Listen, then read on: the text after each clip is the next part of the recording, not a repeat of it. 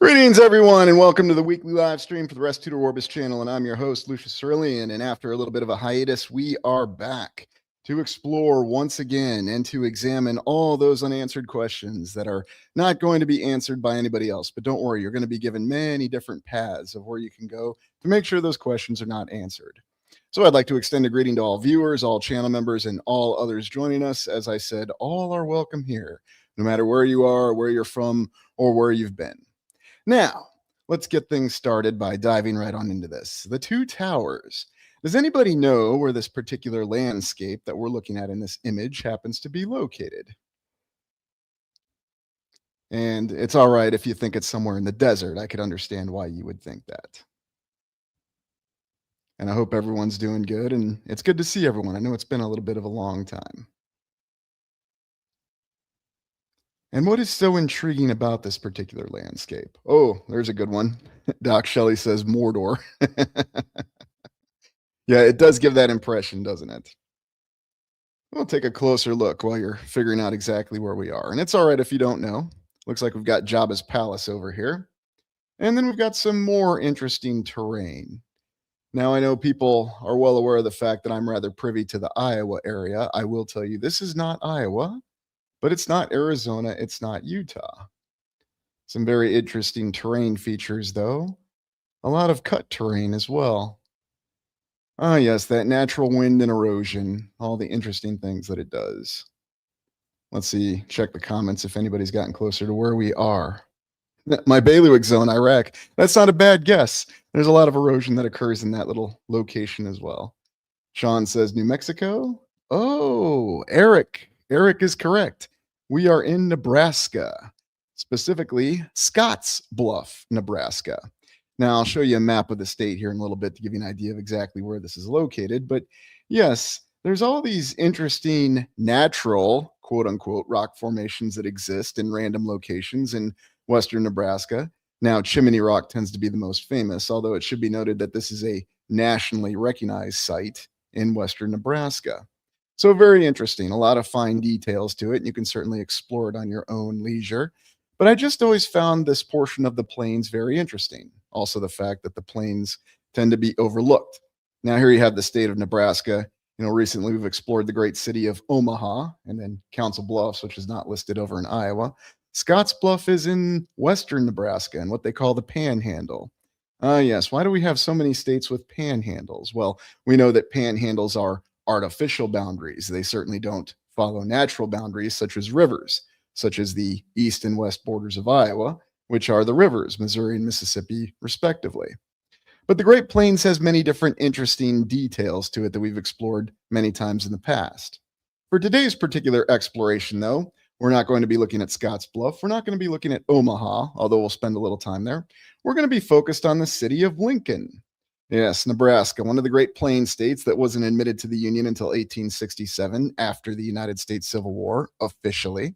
And we're going to be looking at the capital of Nebraska, the Great Tower in the Plains.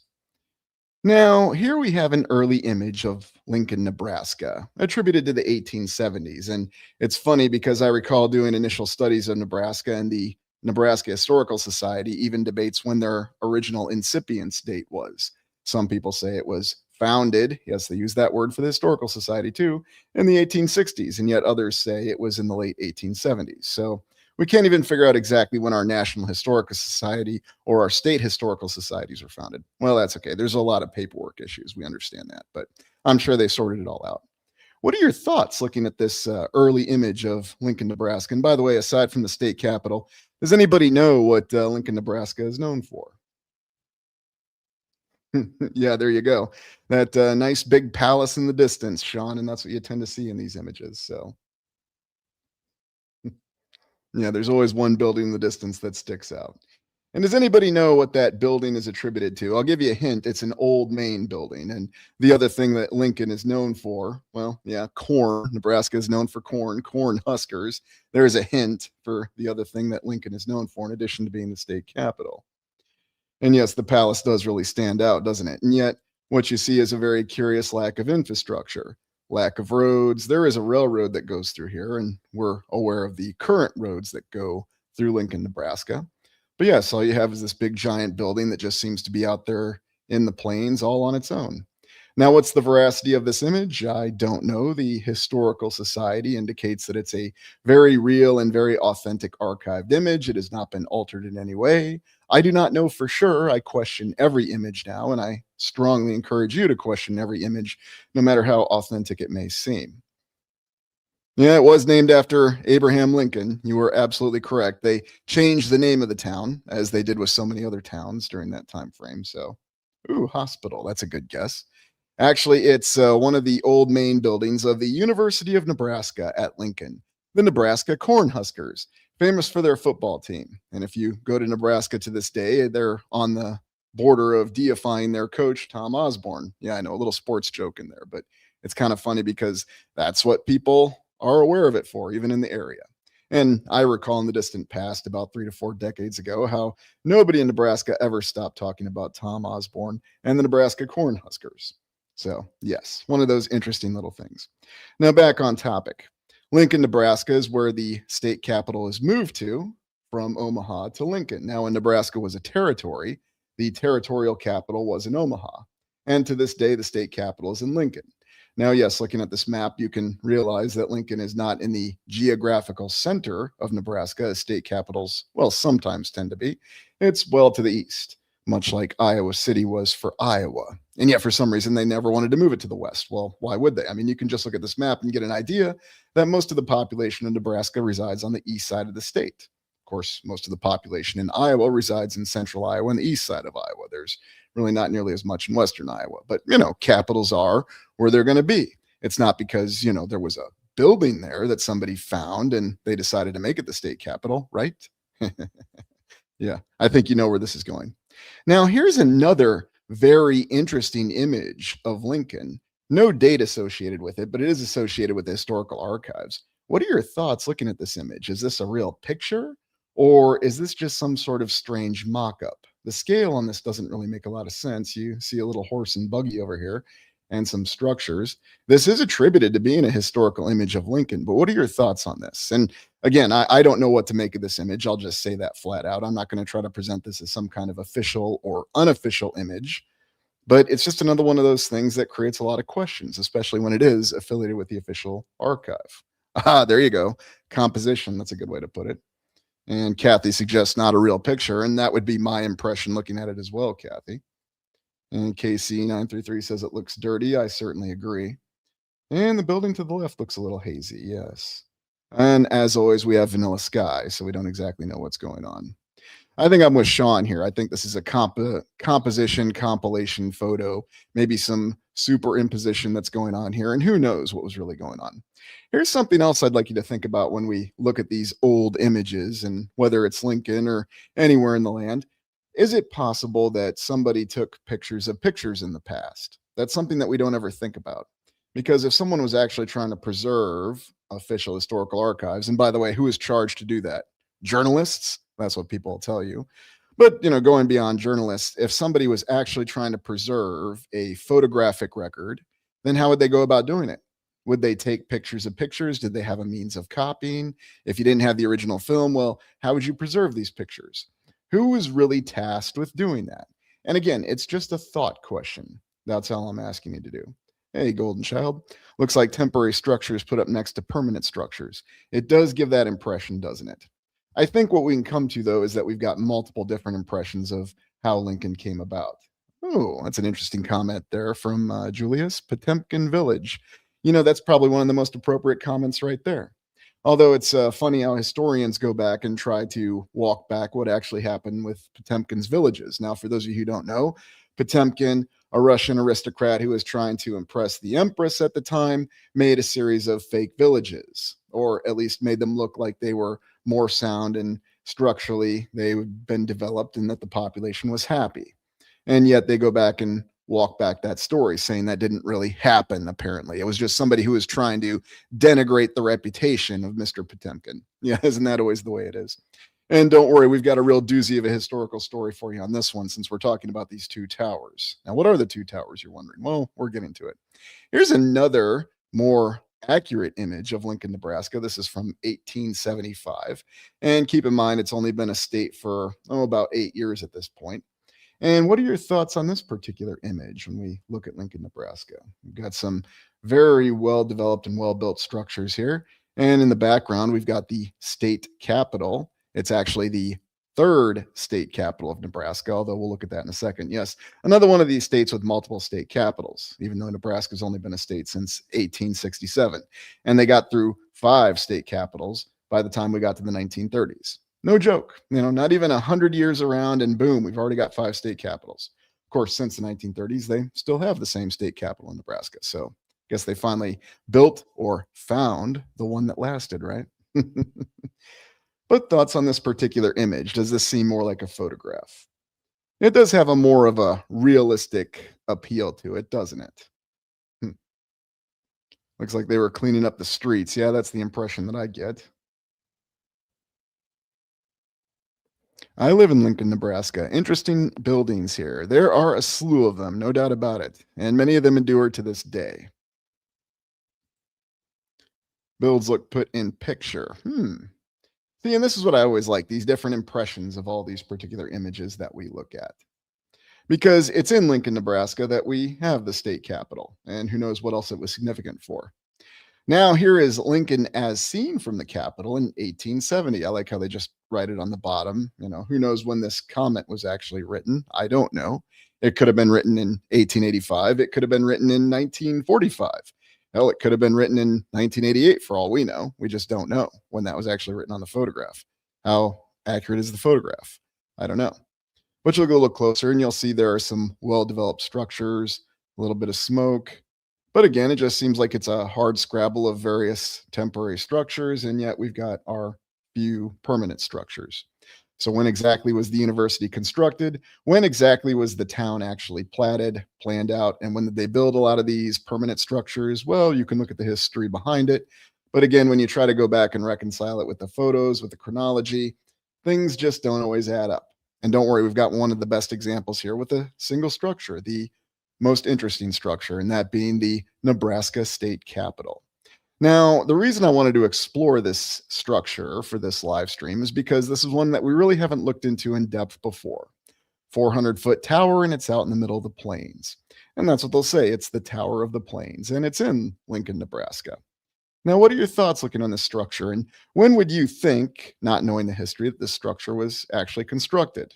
And by the way, individual from Lincoln, Nebraska, hold comments, please, because it's always interesting to see. Oh, look at that, Sean. You're actually 2 of 3 right there, my friend. Yes, it is considered Art Deco, Byzantine, and even Gothic revival. Ooh, rebuild. That's a good comment right there. Quite possibly.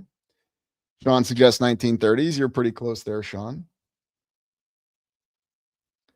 Yes, it does resemble that tall building in LA, doesn't it? Looks a lot like it. The City Hall, or whatever we're calling it, the one that got blasted in War of the Worlds in the 1950s movie.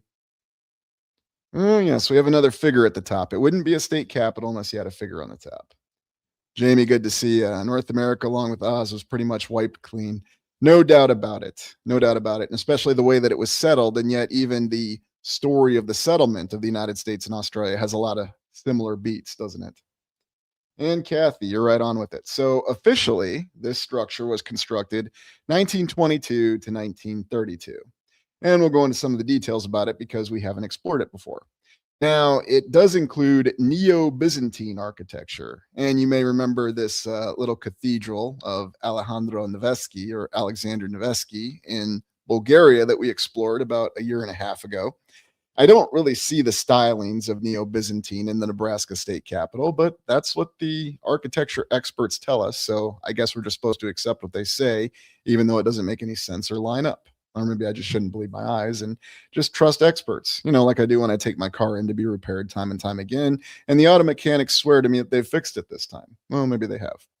And then it also consists of touches of Gothic or Neo-Gothic or whatever we're calling Gothic revival these days. We have all these terms of this little subtle church in Belgium or wherever we are in this particular case.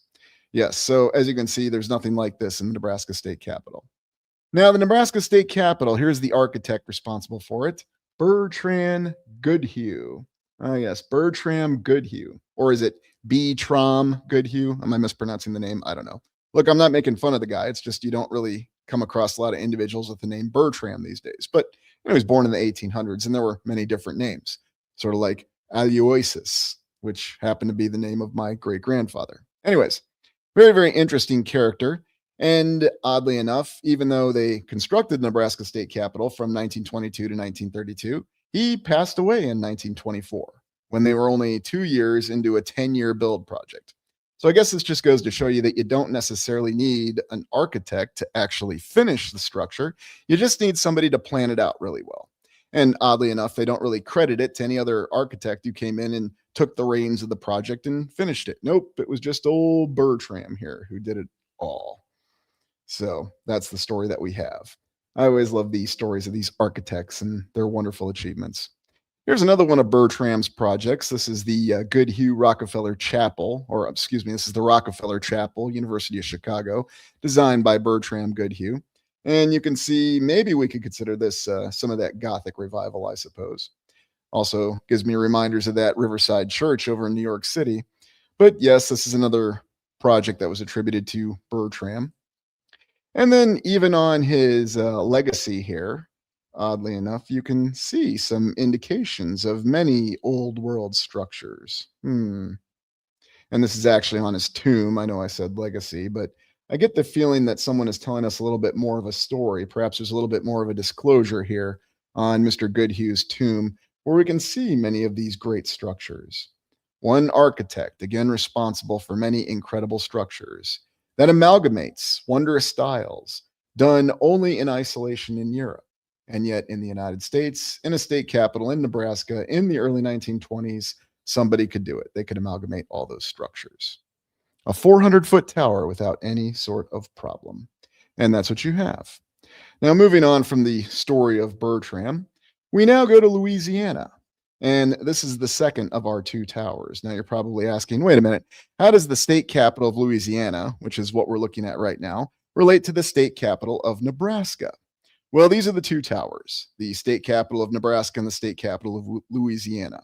The state capital of Louisiana is a little bit taller than the state capital of Nebraska. Oddly enough, it didn't take them 10 years in the state of Louisiana to build their impressive state capital. They did it in about a year. And not only that, they didn't do it during the Roaring '20s, they did it during the Great Depression. This particular structure is attributed to the efforts of politician Huey P. Long. Now, there's something interesting about Huey Long, and you might not have heard of him in history, or maybe you did if you watched Unsolved Mysteries back in the 90s. Nobody's really talked about Huey Long in recent circles, at least not openly or publicly. And here's the reason. Because officially, Huey P. Long was a Democrat. Not only was he a Democrat, he was also a Democrat populist. Now, of course, this being the 1930s, we know that the Democrats had total control officially of political power in the United States. They had the presidency, they had Congress, but Huey P. Long was a populist Democrat. Now, of course, we know who populists are associated with in this current day and age, but in the past, apparently, he was an individual who was all about bringing in the population of Louisiana. He got himself elected to governor from very humble beginnings and then elected to Senate. And then he was abruptly assassinated in 1935. He was assassinated in 1935 by this individual, Carl Weiss. Now, really intriguing because the architect, or at least the leading architect of the architect firm who built the Louisiana State Capitol, also had the last name of Weiss. So what really to make of this? Well, you can go back and watch the Unsolved Mysteries episode if you're curious about this. Yes, a doctor who apparently did decide to do some harm was the one who shot Huey Long, and did so apparently in the state capitol right in front of his numerous bodyguards. I guess they weren't very good bodyguards, but they did return fire and shoot Weiss. Now, the controversy is that Huey Long was actually assassinated by his own bodyguards accidentally. But the official historians assure us that no, Weiss acted alone and he pulled off this assassination. Who knows?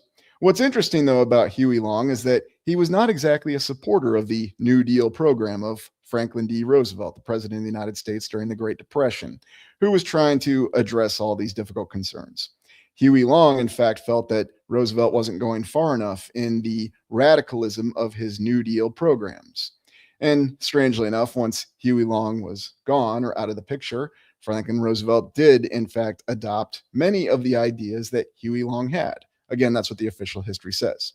So when you go through tax season, if you live in the United States this particular spring, you can thank all these policies. At least that's what the official history says. But again, I'm not being political here. This is just what the official history says. This is why everyone pays taxes in the United States. And of course, it had to be expanded because of World War II.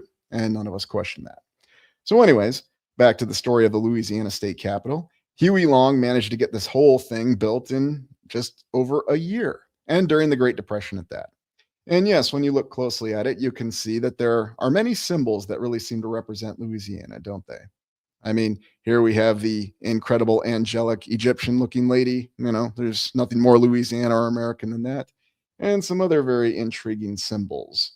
Now, we're going to be looking very closely at the symbols of the Nebraska state capital. Oh, yes. And nothing represents democracy more than the fascies, apparently, right? And then, of course, the great eagles. But the official history says that Huey Long wanted his state capital to be taller than the one in Nebraska because they'd been working on the Nebraska one long before they started building theirs in Louisiana. Yes, another one of these images that shows this very interesting angelic figure, which seems to be the main figure on these monuments. And we won't even talk about these figures in the background and what they represent. And don't worry, they appear on the Nebraska state capitol too. So we'll do a little more analysis on those. And then here's an actual statue of Huey Long, and it's rather intriguing because it reminds me of all those monuments that we've seen in numerous other state capitals. Something looks a little off from the base and then the actual statue of the great man himself. Now, of course, there's more controversy about Huey Long. Some people say he was a hero of the people, and others say he was a borderline fascist demagogue. I guess you read the history and come to your own conclusions. Whatever the case, he was assassinated in the mid 1930s, and that was the end of that. And here's a little interior picture of the Louisiana state capitol. Yes, the things that they could do in a single year in Louisiana. Very, very impressive. And please don't think I'm speaking poorly of Louisiana. I think it's very impressive because it was done during the Great Depression. But you may recall whenever we have a Great Depression or the Roaring 20s, nothing is really genuinely impossible. Yes, absolutely. Kingfish, that was the nickname, wasn't it? Back when we had political machines all over the United States. So, and then a great question, what really happened? Well, we'll get to that. We'll get to theories here in a little bit, but sometimes it's just interesting looking at the official history and trying to reconcile this. And that's a good observation there, Kathy. Nice ceiling. I wonder how long it would take us to do a ceiling like this in any building. Would any contractor be willing to do it? I mean, you can go to Omaha, Nebraska today and see that lovely glass tower that they're building in the middle of the city, the one that they had to tear down an old world library for. But don't worry, they built a new library down the road. And it, of course, is a glass structure itself. And by the way, it'll be opening very soon. So, yes, make of it what you will. So, moving on from the Louisiana state capitol, let's go back to Nebraska. Here we have an image of the first Nebraska territorial capital going back to Omaha. Now, this is what they say is that capital. Oddly enough, it's at the exact same geographic position as Central High School in Omaha, Nebraska. We've explored Central High School a number of times. Now, I'm not really sure what to make of this. This is the hill that you may recall that they devoted a lot of regrading efforts to, although they didn't actually erase the hill. They just made it a little bit easier for the streetcar, the trolley, or whatever we're calling it today, the electric car, to get up that hill. But it's very intriguing to me because this was the very first territorial capital and it was in Omaha.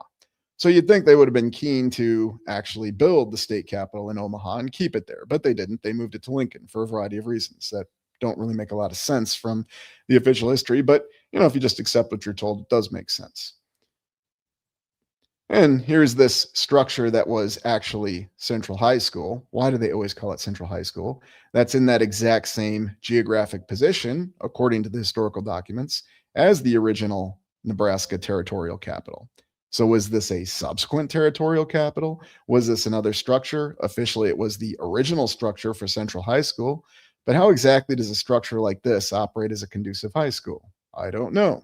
We need to have a big tall clock tower so the students can walk up and down the stairs and look out and see the entire landscape. I'm not really sure. And it's odd how many times we see the name Central High School. Sure. We get Abraham Lincoln and everything's named after Abraham Lincoln because he is the greatest president of the United States, or at least the greatest president since the founder, George Washington. That's what the official history will tell you. Now, of course, you can have dissenting opinions, but that tends to be the agreed upon historical consensus for the time being. And so it's just very, very intriguing.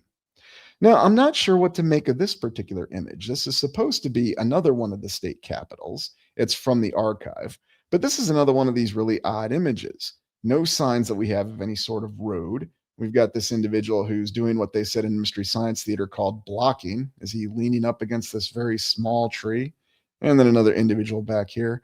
But what to really make of this particular structure itself? Was this actually one of the early state capitals? Was this some other administrative building? Or was this just some other left behind building that hadn't been demolished yet? I'm really not sure. It's another enigma, if you will. And yes, Scott Baker says it quite well. That's kind of the impression I get looking at the image. And again, it's just an image. What exactly does it prove? Not really sure. Yeah, no leaves, open jacket, and it looks freezing, but I'm just going to chill because that's the easy thing to do. Yeah, that's another good observation there. Is it a copper dome or is it some other kind of dome? Hmm. Found in winter. Yes, found it in winter. So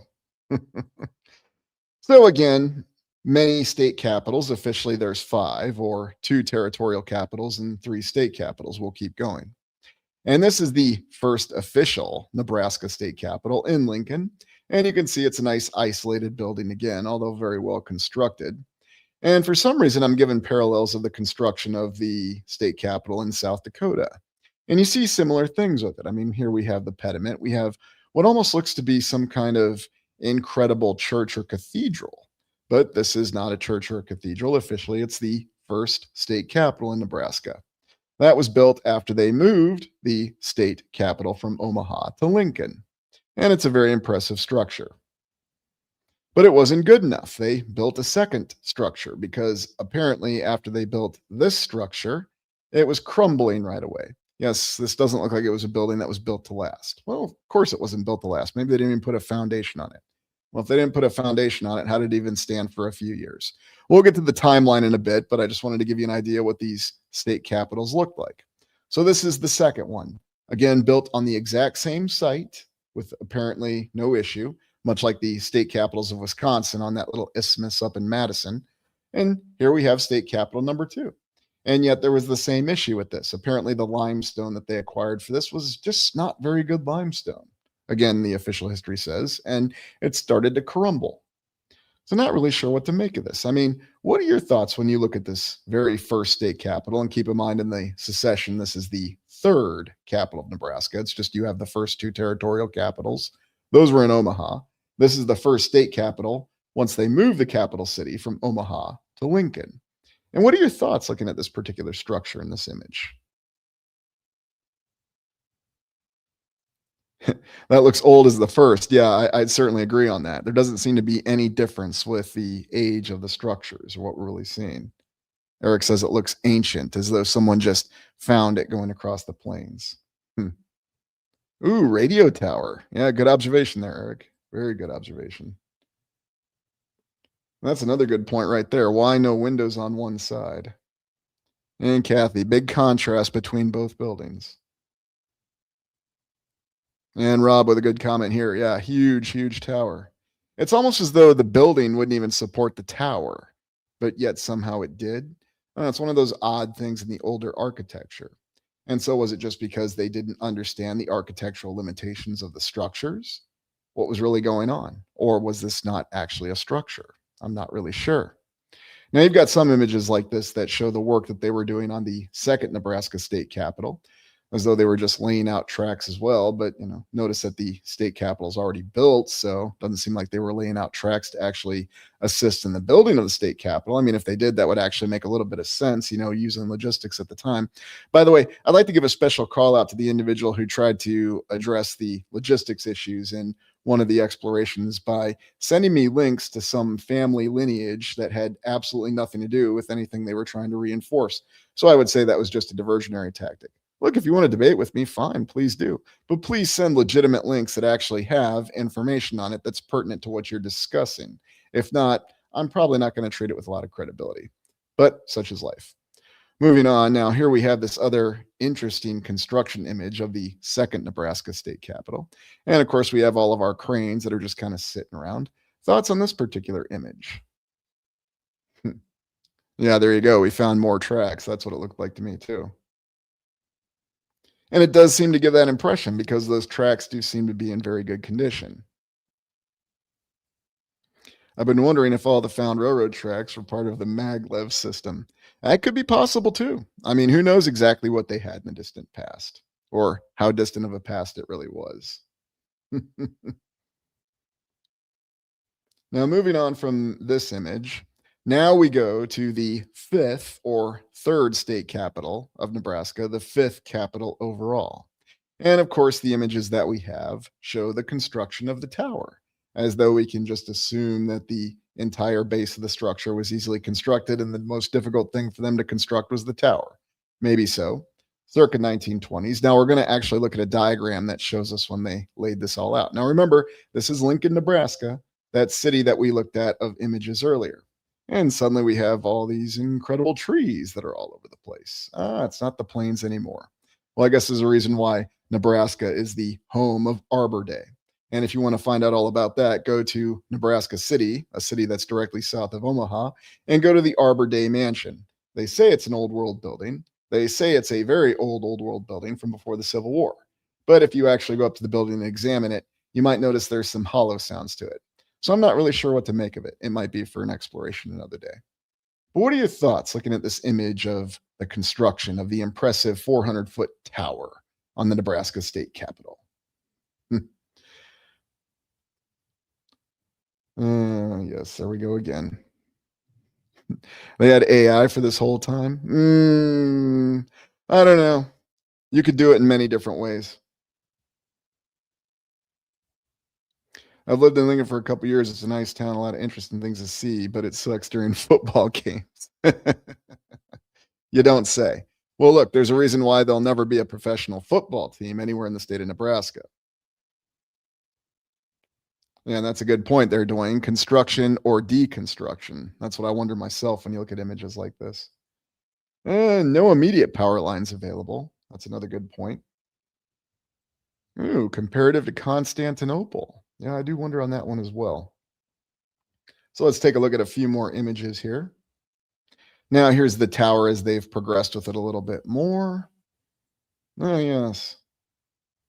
Gee, that's kind of funny. I don't really see the cranes in operation unless these are the cranes, or maybe they were just using the scaffolding here to move these incredible limestone or granite blocks all the way to the top.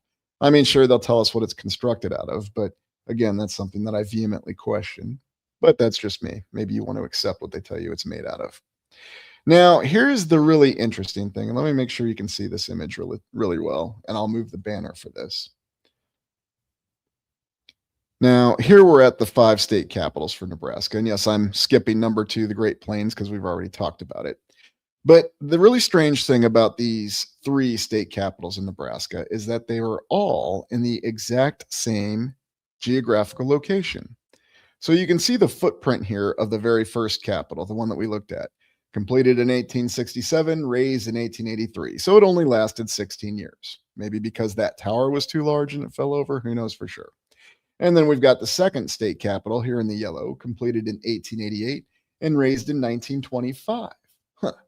So doing the math on that, about 37 years. I always thought these old world buildings were built to last. I guess not. And then finally, the present capital that was completed in 1932. Now, don't you find it interesting that the official history tells us that they built all three of these capitals in the exact same geographic location? Do any of you see any problems with that account? And again, I'm just asking. I mean, if it makes sense, it makes sense. Go ahead and let me know if you think it does. Looks like a computer chip. Yeah, that one definitely does, doesn't it? Raised out in the mud. I could see that for sure. We probably unleashed Cthulhu or something when we raised the buildings to cast them in another realm. Who knows? Maybe there is something to that as to why certain old world buildings will never be torn down. Unlike, say, Jobber's Canyon in Omaha, nobody had any issue tearing that down, did they? So those are the three state capitals of the five for Nebraska. Now, here's where things get even more interesting. So we have this little diagram that somebody clearly made well after the completion of the Nebraska state capitol that shows us the phases that it was constructed in. Phase one in the red, which was 1922 to 1924. Wow, they got a lot done during those first 2 years. And keep in mind that also involved digging this impressive foundation. When exactly did they do these entryways and these walls? I guess that wasn't part of that, but that's okay. I'll stop asking silly questions and get to the point. So 2 years to dig the foundation, build these two wings, another 3 years to build this central component right here. So it's 1928. And then just 2 years to build this impressive tower. And then phase four, they went back and completed this wing right here. How interesting. Is that really the way they built it? I'm only asking because you would think that, with this genius architect, old Bertram, making this plan, and even though he didn't live to see the completion of the state capitol, he was such a genius that he was able to design it to completion and not have to be there for 8 years of the construction. So it just goes to show you, no, you don't actually need an architect to build an impressive state capitol, according to the official account. But how exactly does it make any sense that they went back and completed phase four after completing the tower? So, what, we're going to go add another wing after we finish the tower? I mean, maybe. And then, with all of our focus on documenting things, why exactly don't we have a series of photos with dates on them from the time, of course, that actually show the completion of these phases? Why isn't there a photo that was taken in 1924 that shows these two wings and nothing else there? Why isn't there a photo from the end of phase two that shows this part being filled in with these two wings? I don't know. Maybe somebody just didn't want to document it. Maybe they couldn't find any journalists in Lincoln in the 1920s. Yes, I'm being facetious, but it is very intriguing. It is intriguing that this is how they show us that, yes, the state capitol was constructed in these phases by taking a completed photograph and then shading the parts in terms of its build phase. Very, very interesting. Don't get me wrong, it illustrates the point very well. I just find it intriguing. Because remember, if we had somebody who is responsible for tracking our history, then why weren't they doing a more detailed job of tracking it? By the way, a question for all of you. Who's responsible for documenting our current history in the year 2026 and making sure that all these events are properly remembered? I mean, are we really going to trust journalists to do it? We have some journalists who say other journalists are liars. Who exactly are we supposed to trust? And how are we supposed to trust these people who accuse one another of being liars or accuse one another of being bought out by larger entities, whether they be political or corporate? It doesn't really matter. Or others that are funded by unknown entities, which usually tend to be generous gifts from very wealthy individuals or what we call philanthropists. Who exactly do we trust? Oh, there you go. Yeah, right. Sure. Academia is on the case. Yeah, there you go, Griff. Well, that's just one of those things that I always talk about. I mean, okay, so who's the recording section in academia? Who is recording current events objectively? Who's responsible for it? Well, don't worry. The historians will come back and they'll read all the news articles from 2026 in about 20 years, and they'll come to a conclusion in terms of what actually happened here in 2026. You're not going to come to a conclusion right now because, as Alistair Cook said, you can't see the wood from the trees. You've got to look at things after they've happened to know what happened while they happened. That might sound like it's a little bit of a strange statement, but that's actually how things work. Just don't pay attention to what's going on. Someone else will tell you. There you go, Casey. Absolutely. And they'll have the final conclusion. So we didn't ask any questions. We can just trust someone else to do it for us. You are absolutely correct. So moving on, I wanted to take a look at some of the interior of the state capitol. So, constructed 1922 to 1932. Gorgeous, gorgeous, gorgeous. And what are your thoughts looking at the image? And we're looking at the interior of the Nebraska state capitol. Art Deco, Neo-Byzantine, and Gothic Revival. Yeah, that's kind of a way I say it. Just a simple wow, just amazing, just extraordinary. Ultraviolet. I saw a meme that asked how anyone in the year 3021 that what JD Vance actually looks like, going by all the memes. Yes, yes.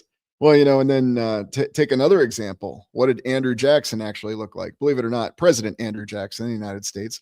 There's a couple different ideas of what he looked like. And there is actually a daguerreotype of him, which looks absolutely nothing like those very romanticized painted pictures. So, an answer? I don't know.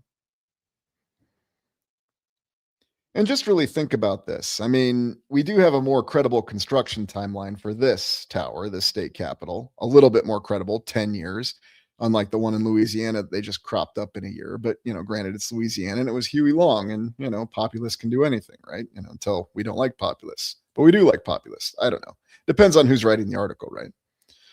But also look at the murals on the floor. Now we'll take a closer look at some of this artwork because it's just as impressive, but also look at all the detail in the walls. They had time to do all of this. They took the effort. This was their great state capital, apparently. And what exactly do these symbols have to do with Nebraska? Well, I guess you could say this was before the days of Osborne and the rise of the Nebraska Cornhuskers football team. So, we don't see them in the murals, but maybe if they'd been around and about, perhaps they would be incorporated into it. I'm being kind of facetious, but I'm also being serious because what do any of these symbols have to do with Nebraska? I don't know. You also have these interesting columns. Now, here at least we've got corn. I guess that's something to do with Nebraska, although corn is kind of generic. And you may recall there's been numerous researchers and explorers. I recall one of the most prominent being Howdy Mikowski that actually questioned the origin of our current crops that we use: corn, rice, wheat, everything else. Is that actually part of our natural diet, or is it something else that we created? Is the entire agricultural system from something else that wasn't necessarily the original system of sustenance that we had as human beings? Well, that's always an interesting question to ask. Is it something that was created to sustain us after a reset event? In other words, we went back to square one and completely supplanted what we subsisted on in a previous civilization. Just think about that. Because if you eat different foods from different locations, different origins, do they have different effects on you? There's always the new diet. So, yes, corn is biblical. It is mentioned quite extensively, and in all the different versions, I might add. That's a good one there, Casey. Why can't we digest corn? It's definitely not an easy thing to digest. That's a very good point. There's another image for you looking up in the Nebraska state capitol. Yes. And what do these symbols all mean? I mean, I'll just be honest with you. I have no idea. I'm not exactly sure what they have to do with Nebraska. But maybe if they get to the part of adding Tom Osborne to the Hall of Fame there, perhaps they'll build a big giant statue of him out front. I don't know. I don't know. And look, if that's what they want to do, hey, that's up to the state to do that. And I'm not making fun of it. I mean, they really do have a regard for that in Nebraska. It's just interesting trying to identify what's the origin of all these symbols in this very impressive state capital that they have. Makes about as much sense as that pantheon of gods and goddesses that they have in the Iowa state capitol. Why would anybody be doing this in the 1920s and the early 1930s? When exactly was this all done? And who specifically was responsible for all this artwork? I mean, it certainly wasn't the architect. He had passed away by the time they were actually doing this. So, what artists were responsible for this? Those are always the questions that you never really get any good answers to. And by all means, send me another link talking about some genealogical survey or search on something that has nothing to do with the topic. You're still not answering the question. Thank you, New West Reset. I appreciate that, and welcome to the new members. There's words around the ring in blue. I wonder what it says. And I intend to get on site and take a closer look at this particular structure. I just haven't had the chance to yet. But I just wanted to introduce it to you because we haven't really taken a look at the symbols of Nebraska here.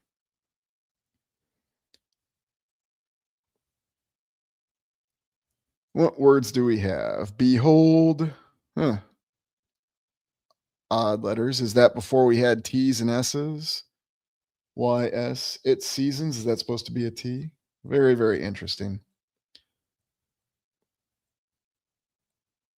Labor. Hmm. Labor spelled the British English way and not the American English way. So interesting details that you can look into it. And this just gives you an idea of how large the interior is, and yet you get an impression that you're in something else entirely with the Nebraska state capitol. What exactly are these blocks made out of? Are these limestone? Are these sandstone? Are these some kind of special type of concrete? You also have these interesting murals, and then, of course, these wonderful, wonderful chandeliers that look very different. But somebody could come into the state capitol and film a very convincing movie, couldn't they? Some science fiction movie, maybe. One of the many, many sequels that we have coming up to Star Wars. Oh, look at this. Again, we have these very impressive columns. Are these made out of marble? Or are they made out of something else? Seem to be holding up quite well. I mean, the structure is coming up on 100 years old. It's not as old as some of the other state capitals, but again, you see things like this. What exactly does this represent? Well, this looks like something that we could see would actually line up with our understanding of Nebraska. And you do see some symbols that do seem to make sense, but then there's others that don't make sense. So it's hard to tell. And were those symbols part of the original structure or were they added later? That's just something we don't know. Okay, cattlemen, yes, that makes sense. Nebraska is known for beef, it's known for corn, at least until you get further out west, and then it becomes known for exotic landscapes. But it's intriguing to really try to understand exactly when and where these symbols were added. For example, what do these symbols mean? Is it supposed to be some representation of corn? Well, no, it's Art Deco. So whenever we say Art Deco, that's the hand wave to say we have Mayan and Egyptian symbols. What the heck are Mayan and Egyptian symbols? I don't know. They're whatever we say they are for the day. It seems to be the way it is. And then here's another look back at that incredible hall or gallery or whatever you want to call it. Now, we do actually have a picture here of Old Glory, but how old is Old Glory? And why exactly, when somebody could build incredible symbols such as this in the wall, would anybody ever want to settle for utilizing cloth flags for symbols? That's just a question I always had. If you could actually build a lasting symbol into your architecture, whether it's a building or a monument, why wouldn't you go with something like this as the symbol of your nation state instead of a flag? Well, we got a picture of our flag here. Now, again, was this part of the original structure? Was this added later? I don't know. I will tell you, though, that all of these state capitals, to include the Nebraska state capital, have been extensively renovated because apparently they were built so sloppy they were just about to fall over. Yet, whenever you go and look at them, it doesn't seem like there's anything that's in danger of falling over or being destroyed. So I'm not really sure what to make of it.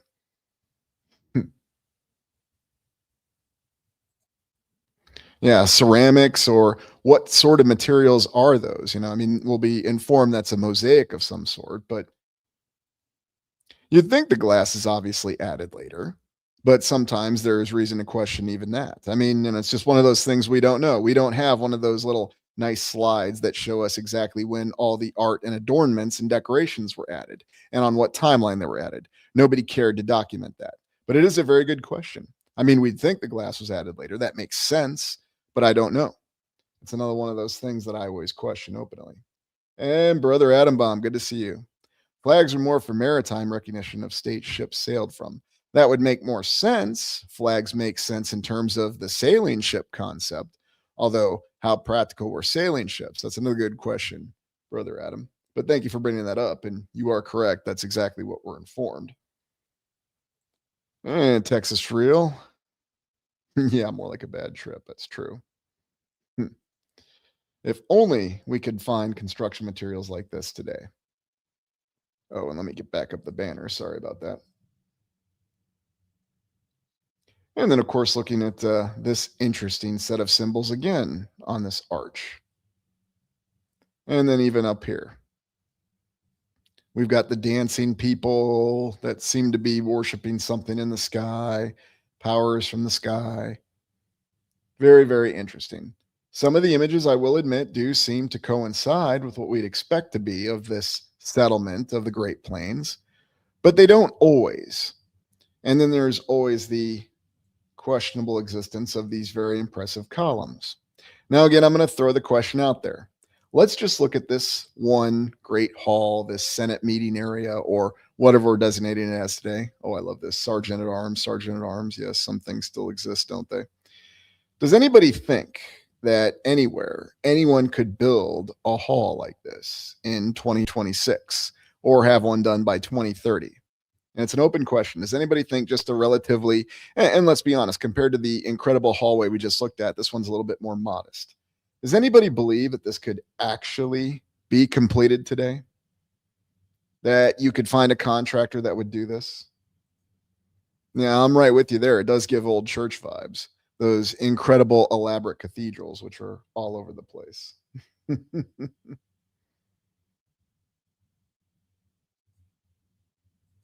Arthurian castle. And most people say no, don't think it's possible. You couldn't find a contractor that would do it.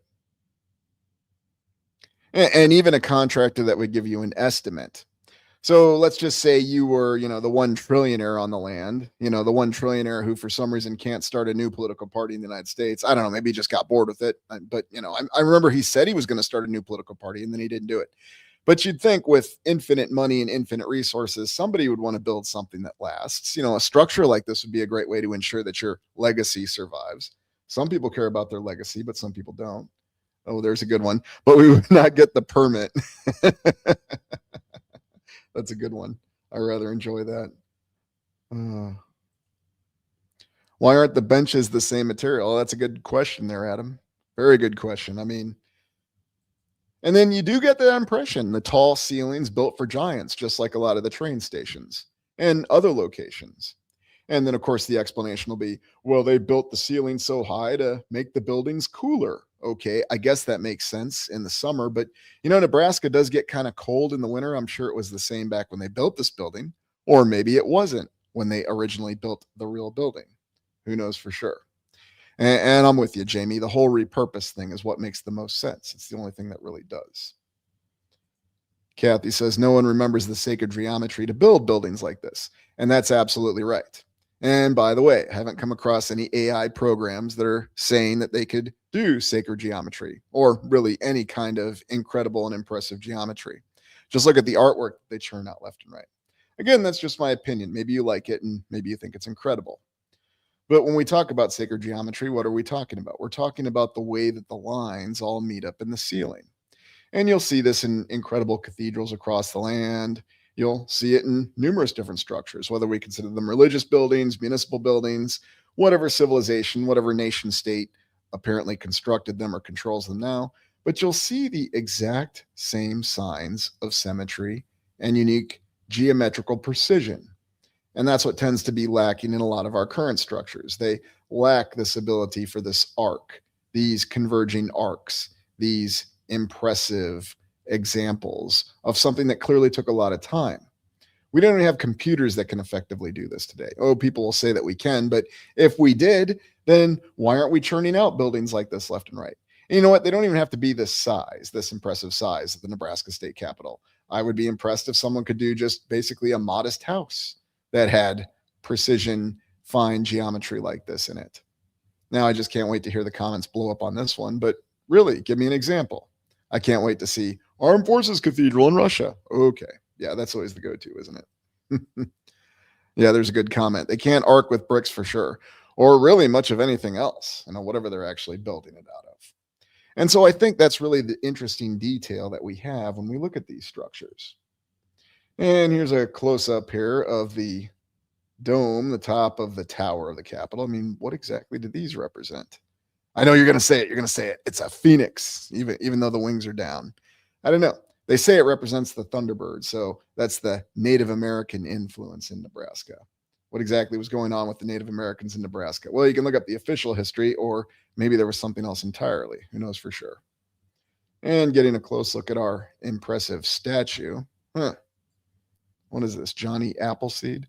I'll admit, I did not look up the official explanation for the statue or anything about it. It was something that I completely overlooked because sometimes even I'm a human being and I get irritated looking at the same stories all the time. I don't know, maybe that's where the statue of Tom Osborne will go once they decide to add him to the Nebraska Hall of Fame. Put Tom Osborne on top of the state capitol. Hey, at least it would make sense. And at least we'd actually have a contemporary figure who would be on top of a state capitol. And what exactly does the rest of this represent? I'm not sure. Got a little ladder up there. Apparently, there were stories of people jumping off the state capitol in the 1930s and the 40s until they made it impossible to do. Don't know for sure, but just very, very interesting. Yeah, dome covered in pennies. Is it a copper dome? Is it a gold dome? Not really sure. Ottos were there. The statue had nothing to do with them. Yeah, it seems to make a lot of sense, doesn't it, Jackie? I mean, are we to believe they had some super crane that moved the statue up in place in 1932? Hmm. He's definitely sowing grain, I believe. Yeah, that probably makes the most sense. Sowing seeds, planting, bringing back the land or bringing fertility to the land. It's always interesting when you look at those 1800s pictures of, well, really anywhere in the Midwest United States, just how arid and desiccated everything looked. Certainly didn't look like the breadbasket of the nation like it is today. Ah, yes. Now let's look at some of these statues near the base. So here we have Solomon, the sake of noble living. And I guess this is supposed to be the laws, but okay, the law of Solomon. And then we have Julius Caesar. Why the heck do we have Julius Caesar on the Nebraska state capitol? What exactly was he known for? They named a month after him. And it looks like we're going with the follically challenged version of Julius Caesar, not Kieran Hines from the TV series Rome back in the 2000s. And here we have Justinian, the Byzantine emperor, actually the Eastern Roman Empire, or whatever they actually called it. Remember, they tell us that they didn't call it the Byzantine Empire when it was in existence. They still called it the Roman Empire. Who knows? They can tell us whatever they want to. And then Charlemagne. What the heck is Charlemagne doing on the Nebraska state capitol with the holy hand grenade? I know I always have to make that joke. It never gets old, but I still remember my thesis that I wrote on Charlemagne if he knew that he was going to be crowned emperor of the Holy Roman Empire. Yep, those are the kind of things that historians write theses about. Did an emperor know, somebody's thoughts, as though I'm supposed to read someone's mind who existed hundreds of years ago to know if he actually knew something? Yes, it was doing that research that really caused me to question a lot of things because it's rather odd how there's only many single sources for information on, well, really the biography of all these individuals. I don't know about Solomon. You could argue that there's some more biblical accounts behind him, but Julius Caesar, Justinian, Charlemagne, and they all just happen to be on the state capitol. Is anybody surprised, by the way, that these figures are on the Nebraska state capitol? Let's see. Ah, those were the ancient gods over the realm. That would probably make a little bit more sense, wouldn't it, Jackie? They were already there. Yes, yes, yes, yes. It does look like those names were added in after the fact, don't they? Because they don't seem to be centered in any way, shape, or form, do they? It's really odd how the names seem to have just been very poorly added. I mean, and look at the luxuriousness, the incredible detail that goes in the rest of the structure. And I think Kathy says it very well. Nothing surprises me anymore. Homage to nobility in early America. Ah, yes. It was a whole world that excavated crater system. It's okay. It's okay. Charlemagne or Charles the Great. It depends on what kind of instructor that you have, what you're supposed to call him. So, reality elevator. What is Solomon holding? Let's take a quick look at it before we move on. That is very interesting. It's like he's holding a book with a picture of an incredible structure on it. I don't know. Is that a ziggurat? Is that the Tower of Babel? I'm not sure. Was that the original architect? Yeah, I like how they put Justinian's name on either side of his head. You'd think they'd put it above, but whatever. I didn't build it. Charlemagne, same thing. Behind and on either side of his head. Very, very interesting. For the sake of noble living. Yeah, it's noble living, all right. And then you have other images like this that are typically affiliated with Art Deco, kind of reminding us of our explorations in Kansas. So, not really sure what to make of all this. And we have these individuals just sitting here as though they're some kind of deities and they're giving some sort of favor. But I mean, do these look like the original settlers of Nebraska in the 1800s? It's just like that guy from Iowa and Sioux City that we looked at who had 14-pack abs and was 27 feet tall on that county courthouse, because why not? What exactly does he have here? Is this some kind of scythe weapon? Very, very interesting. Or is that just part of his cape or toga? Is he going naked in front of these individuals for some reason? It's really odd. It does not conform to anything we'd expect to be Nebraska or the United States. Now, we do actually have a statue of Lincoln here, although it looks like it was added well after the fact. So, not really sure what to make of that either. And now some of the mosaics on the interior of the state capitol. Oh, yes, it looks like we have the kraken here, the giant beast from the sea. Hmm. And what exactly are these materials? Mix of marble, granite, nice coloring. Very, very impressive. And you'll see all sorts of artwork like this. Huh, this is interesting. What exactly is this figure over here? I'll have to go there and take a closer look. Why wouldn't I be surprised if I see some Skeksis from the Dark Crystal in the Nebraska State Capitol? I just really wouldn't be. And here with these other images. I mean, here we have an homage to Native Americans. Very, very interesting that when they built this in the 1920s and 1930s, that they would do that. Or is it representing something else? I'm not really sure. No, I'm not saying it's impossible. I'm not saying it's completely unlikely. It's just it tends to go against our understanding of what the official history is. And then here on these particular mosaics are these pictures. And we see figures doing other unique things. Again, all from the same state capital. Artwork that does not exactly seem to conform with what our expectations are. Here we have early Nebraskans looking like Romans who went and sowed the land with seeds, I guess. And here was how we had the introduction of cattle. And that's why beef is so famous in Nebraska to this day. Here's the crazy thing, might actually be a lot of truth to those stories. And who's this figure supposed to be?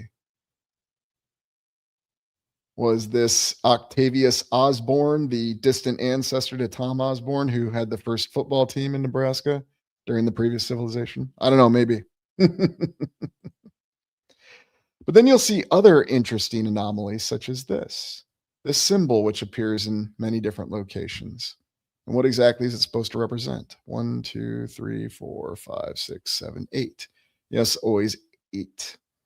And yes, I know what you're going to say about the logo for those of you who pay attention to the logo. And what is it with the number eight? Well, it seems to come up a lot of these structures in unique locations. Here we have the individual who is probably building the state capitol with his bare hands and doing so naked because why not? He had a stone hammer. I mean, why don't they just tell us that story? It was one individual with a stone hammer who built the entire Nebraska state capitol. Heck, he built all five of them, the two territorial capitals and the three state capitals. Maybe that's what it all is. I'm joking, of course, but really, what exactly does this represent? It's to show the struggle and the hard work. And this was one of those incredible hard workers who was an artisan and a craftsman and an expert. But because he did everything naked, he neglected to pass down his esoteric skills to his descendants. And that is why we can no longer build structures like this today, or why it's prohibitively expensive to do so. Yes. And here you can see, looks like a family having some fun here in the state capitol. I mean, why wouldn't you lay down on something like this? What exactly do these figures represent? It's very strange. Again, they give more of the old classic Roman Greco image to them. Oh, were there elephants in Nebraska too? Well, of course there were. There were woolly mammoths in the distant past, right? Rhinoceroses? I mean, are we in Nebraska or are we in Africa? I don't know. I get confused. What the heck is this? A bat? And an owl. Yes, we always have owls. We know what those are associated with. I mean, what is this figure all about? Yes, this is definitely something I'm going to have to do an on-site exploration of and really analyze these symbols because they interest me. What the heck do any of them have to do with Nebraska? I mean, at least if we had Tom Osborne in the middle there, at least it would have something to do with Nebraska. Now I know they built the state capitol long before Tom Osborne was born, but still, it's just something interesting to think about because oftentimes, who were the mythological, the folklore figures? Who were the famous people in the United States in the 1920s?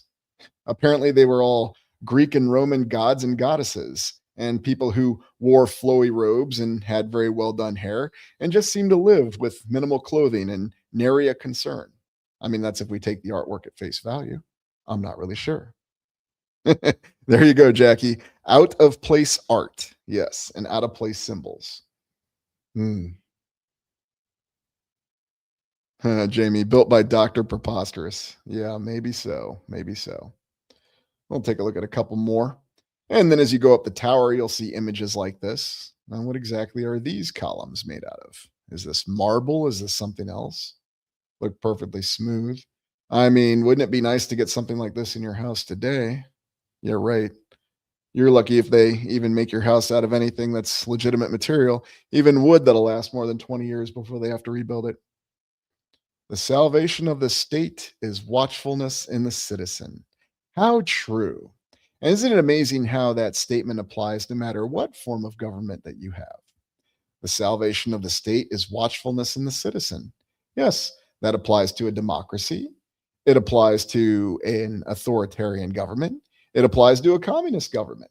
It also applies to a totalitarian government.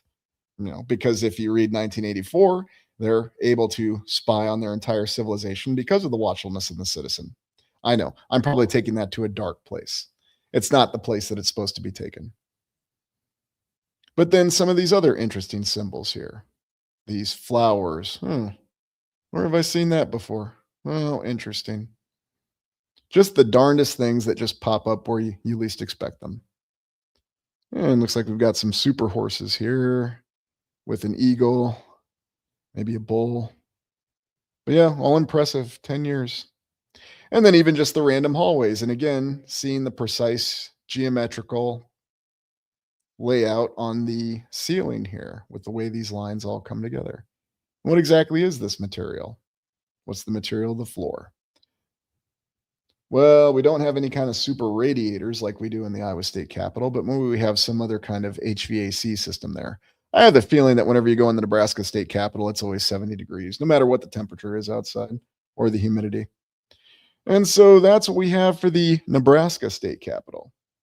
Now, as a little bit of a bonus, I thought we'd just take a quick little look at the Louisiana State Capitol, just to compare and contrast, because, I did promise two towers on this one. And we'll just take a look at a few images and see if it looks like it belongs in Louisiana, just like those images seem to really belong to Nebraska, right? So, looking at the Louisiana State Capitol, and here you have the foundation of it.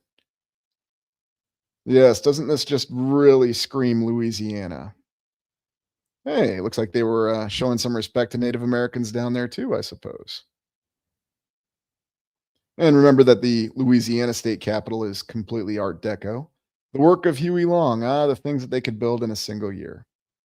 And what exactly do these figures have to do with Louisiana? I'm not really sure. And they built their nice big tower down there as well. And we do have some very convincing construction images. Just amazing. Built the tower in a year. I mean, I know it's only a 400-foot tower, but it's not made out of glass. Made out of limestone, granite, sandstone, or some combination of concrete.